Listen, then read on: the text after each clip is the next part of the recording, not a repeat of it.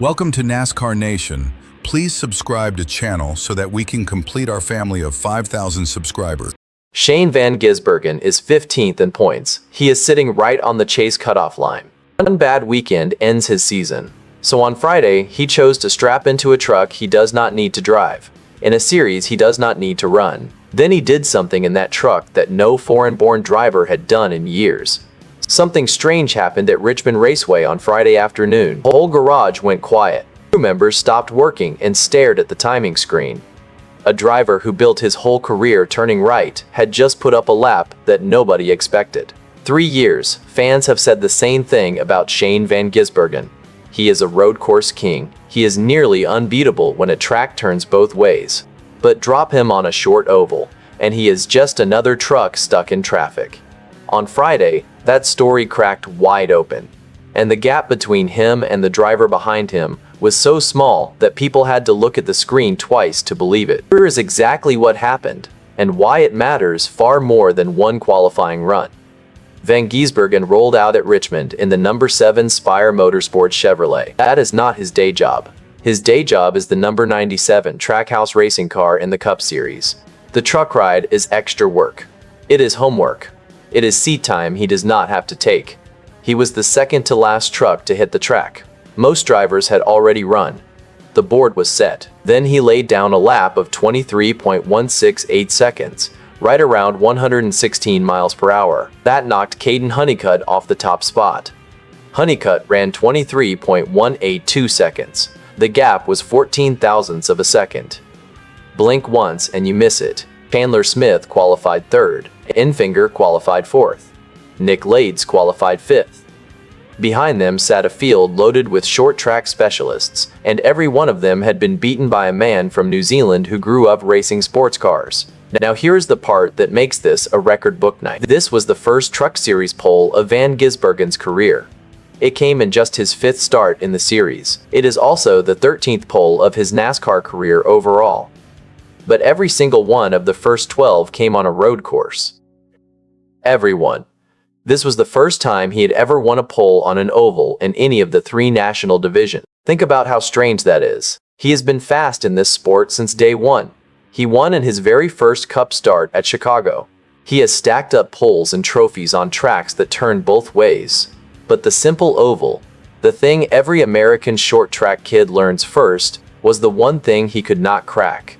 There is more. He now joins Daniel Suarez and Marcos Ambrose as the only foreign-born drivers to win a pole in all 3 national NASCAR series. That is a very short list, and he just added his name to it. He is also now in position to chase something even bigger. A win in this race would put him among the drivers who have won in all 3 national divisions.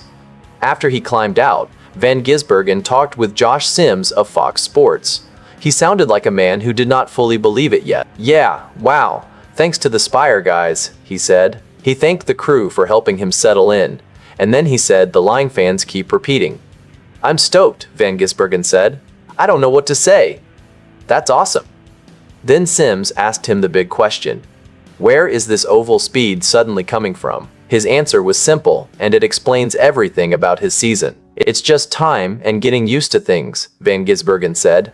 He then pointed at the truck itself. He believes the truck teaches him things the Cup car cannot teach him during one short practice session.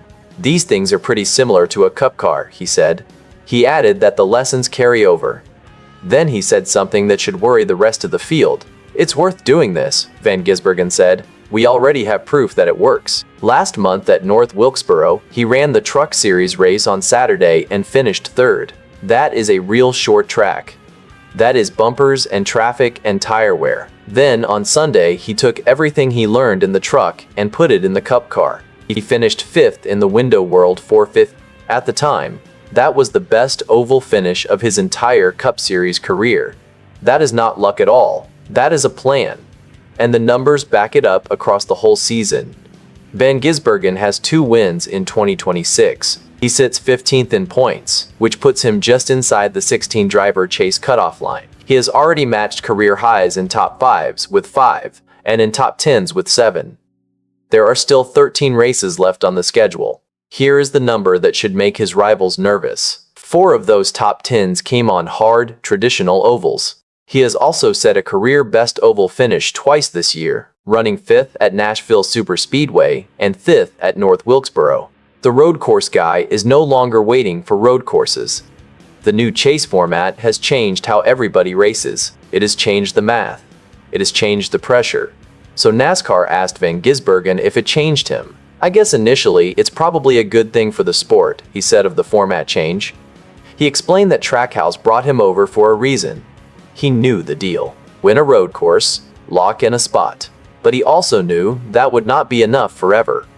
I certainly knew I had to get better at ovals, and I think we've done that, Van Gisbergen said. Then he made it clear he is not going to start riding around and protecting points. I don't think my mindset has changed every race, he said. He admitted he is watching points a little bit right now, with the cutoff so close, but he refuses to drive scared. I think that when you're not driving naturally, you find yourself in trouble, Van Gisbergen said. So yeah, I just try and drive every race flat out. That is the mindset that got him the pole. That is also the mindset that could get him wrecked. It is a fine line, and he is walking it in the middle of a chase fight. Now here is where the weekend got messy. The Black's Tire 250 was supposed to go green Friday night at 7:30 in the evening. It never happened. Lightning and heavy rain rolled over the 3/4-mile track right before the scheduled start. NASCAR waited. And waited. Crews tried. Fans sat in the stands and watched the sky. After nearly 2 hours, officials gave up on Friday night and moved the race to Saturday. The truck race was pushed to noon Eastern Time on Saturday. The broadcast also moved from Fox Sports 1 to Fox Sports 2. That turned Richmond into a doubleheader. Trucks in the afternoon. Then the Cookout 400 under the lights. Saturday night, with Ryan Blaney starting from the Cup pole. And that created one more storyline that nobody planned. Christopher Bell was also entered in the truck race. He had qualified 17th. Once the race moved to Saturday, Bell pulled out. Van Gisbergen did not. That means he is the only driver attempting to run every single lap of both races on the same day. 250 laps in the truck, 400 laps in the Cup car, 650 laps in one day at a short track in August heat. Think about what that says. He is 15th in points. The cutoff is right there. One bad night could end his season. And he is choosing to run an extra 250 laps for nothing but practice. Most drivers in his position would rest. Most would protect the Cup car and stay out of the truck entirely. He is doing the opposite. That is the whole story here. So now the question sits right in front of the sport. If Shane Van Gisbergen can qualify on the pole at Richmond, what happens when he figures out Bristol, or Martinsville, or Phoenix in the fall? Do you think Shane Van Gisbergen makes the chase and wins on an oval this season, or is this pole a one-weekend surprise?